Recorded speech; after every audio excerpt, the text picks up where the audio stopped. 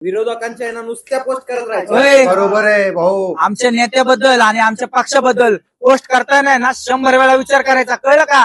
नाहीतर ह्याचे परिणाम लय वाईट होतील. ठीक आहे, वेळ आली की तुला कळेल. भाऊ तुला आमच्या पक्षाचं वजन माहिती आहे ना? भाऊ आता निवडणुकीत दाखवतो तुमचा नेता भारी आहे का आमचा नेता. चालेल चालेल. हॅलो, अरे काय बोलतोस? आपल्या नेत्याने पक्ष बदलला, दुसऱ्या पक्षामध्ये प्रवेश केला.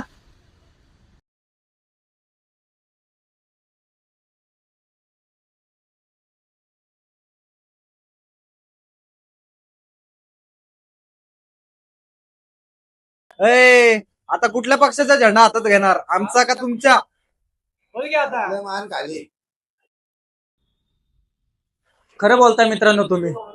अरे वर्षानुवर्ष एका पक्षात असणारा माझा नेता आज फक्त त्यांनी एका तिकिटासाठी, सत्तेच्या हव्यासासाठी पक्ष बदल केला.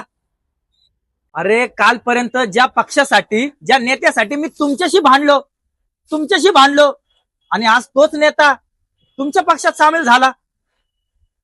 अरे काय करावं माझ्यासारख्या कार्यकर्त्यांनी? तर मित्रांनो, अशा कार्यकर्त्यांनी काय केलं पाहिजे तुम्ही सांगा कमेंट मध्ये.